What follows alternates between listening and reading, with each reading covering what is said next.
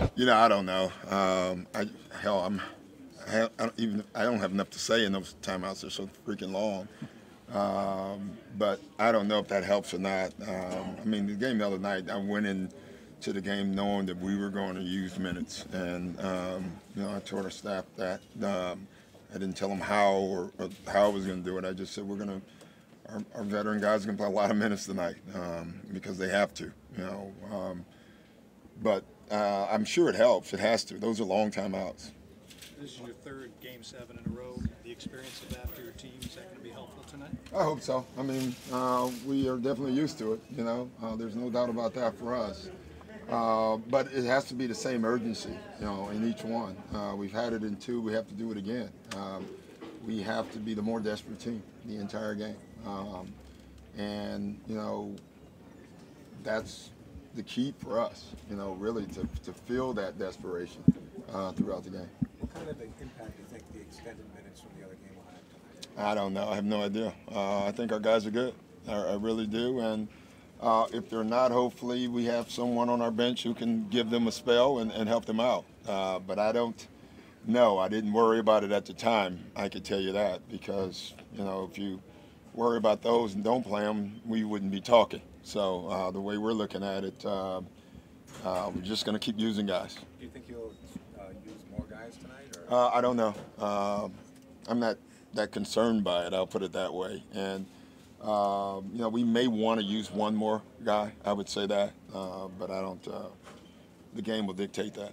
Doc, obviously, the longer the series goes, the familiarity, but also the animosity with the stuff the other night. Is that something you addressed? Do you worry about that? I don't worry about that. I really thought that was much to do about nothing. I thought Carmelo said something to Jordan. Jordan said something back, and it's words,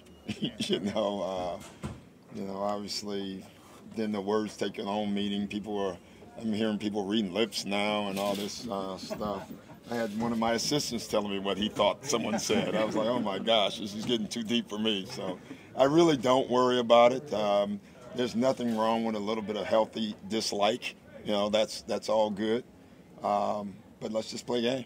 Play the game. You're going to start doing the NFL thing and wearing the... Yeah, I'm going to start, calling plays and. But it's really silly stuff to me at the end of the day. Thank you. Doc, how much can you tell us about the tighten the screws message that you've been giving your team? Not much.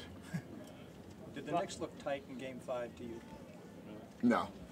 I don't know what that looks like. You know what I mean? I just know we need to just keep playing. I'm not worried about them.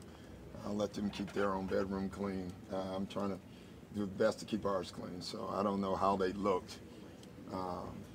You know what I mean? I don't concern myself with it. As far as defensive sets and matchups, how much of that do you change with the success you had last 2 games? We don't change a lot, but you prepare for a lot. You just prepare for them to make adjustments, just like they do for us. But you don't go first. I've learned that over the years. You kind of let them show you, and then if you hope you prepare for it, and sometimes you haven't.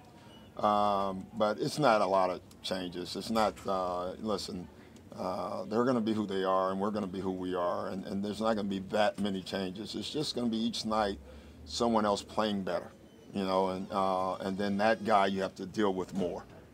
It's rarely a different set. There may be one set to start the game, each game or something like that, or, one defensive change where you're trapping more or something. But overall, it really does come down to each night there's somebody different playing better, and then you have to deal with that guy, and you hope you have somebody that can.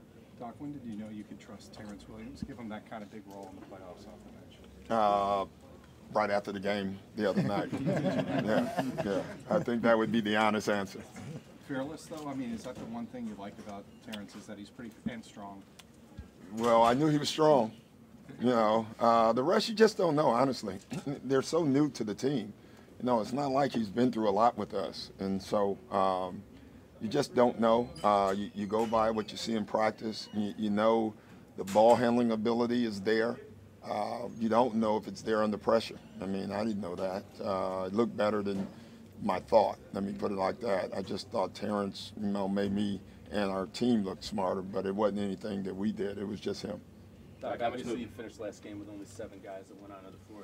Do you go into a game knowing that, or does that just evolve throughout the contest? I usually go.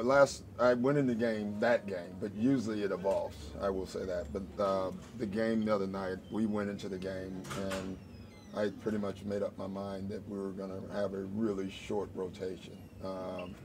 But most games, 95% games, the game dictates the rotation. I'm hoping the game tonight dictates the rotation more than having a 7. Doc, how much of a boost do you expect from the crowd tonight? Oh, they've been great. They've been great. But listen, I told our guys, we can't lean on that. I mean, we have to supply the energy, and we can't think because we're here now we can let our guard down. We're playing a really good team, and a extremely talented team, and so we have to do more to win, in my opinion. And so we have to be ready to do that. Doc, you're throwing a lot of stuff, obviously, Carmelo. Anything new that you could throw at him at this point in the series? No, he's seen it. There's nothing that Carmelo, LeBron, Durant, Kobe hasn't seen, really, defensively. There's no way they have not seen every single coverage throughout their lives. And I'm not smart enough to create a new one, I can tell you that. So, listen, with some of those guys, and Carmelo's in that league, you just hope he's not making shots a lot of times, and all you want is a hand in his face. That's all we talk about. I mean, and try not to let him shoot it where he wants to shoot it. That's all you can do with guys like that. Other than that, I mean, that's about it. Doc, you mentioned in New York that even if a superstar like Melo has a big game, there's still a formula to beating that team. What's the formula for beating the Knicks if he does have a big game tonight? Well, it's pretty simple. You just can't let the other guys get off. If Melo has one of his great games and Raymond Felton continues to play the way he's playing, then it's hard to beat him. That's a lot of points by 2 guys, and not including Novak and J.R. Smith and all the other guys that can put a couple points on the board. So, you just want it to be a inefficient game. If he's efficient, hard to beat him. If it's a lot of points but inefficient, then you have a chance to beat him.